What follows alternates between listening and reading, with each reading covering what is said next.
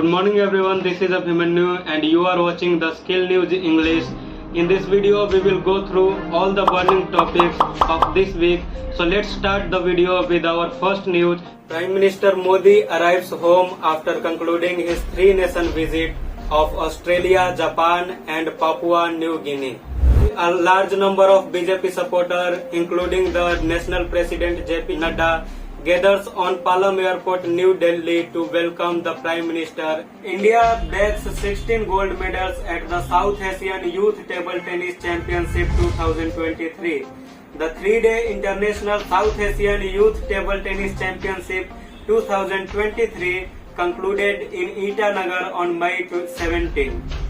In this event, more than 100 athletes from 6 countries Bhutan, Bangladesh, India, Maldives, Sri Lanka and Nepal participated. Prime Minister Narendra Modi will inaugurate the much-awaited new Parliament building on May 28. The building has been constructed at an estimated cost of 970 crore. The building has been designed by Ahmedabad-based HCP Design, Planning and Management and constructed by Tata Project Limited. The new Parliament building will have seating capacity of 888 for the Lok Sabha as against 543 in the old Parliament House and 300 in the Rajya Sabha as compared with 250 earlier. The Reserve Bank of India has decided to withdraw 2000 notes from circulation. But existing notes will continue to be legal tender, the RBI announced on Friday. The central bank has advised the public to deposit 2000 notes into their accounts and exchange them into bank notes of other denomination at any bank branch. The 2000 note was introduced in November 2016 under Section 24(1) of the RBI Act 1934. Primarily with the objective of currency requirement after the legal tender status of Rs 500 and 1000 notes was withdrawn. With the fulfillment of the objective and once note of the other denomination were available in adequate quantities, the printing of 2000 notes was stopped in 2018-19. India launched Operation Karuna to provide humanitarian assistance for people in Myanmar which is affected by Cyclone Mocha. 3 ships from India carrying relief material reached Yangon on 18th May.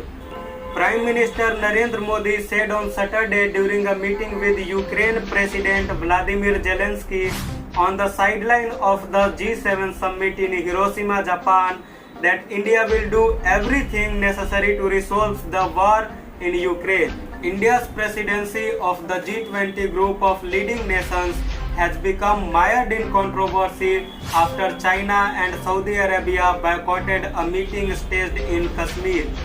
The first such gathering since India unilaterally brought Kashmir under direct control in August 2019. The meeting, a tourism group attended by about 60 delegates from most G20 countries, taking place from Monday to Wednesday, required a large show of security at Srinagar International Airport. China has said it will not attend, citing its firm position to kind of G20 meetings in disputed territory. Turkey, Saudi Arabia, Egypt and Indonesia were also expected to stay away. The last news is from defense sector. India has achieved a significant milestone in defense sector as its value of defense production in the country crossed 1 lakh crore for the first time. The achievement is a result of key reforms implemented to boost growth in the sector and reduce reliance on military imports. The value of defense production has nearly doubled over the past 5 years, reflecting India's effort to strengthen its position as a weapon and system exporter. So that's all for today. Stay tuned, keep learning and keep watching the Skill News English. Thank you so much.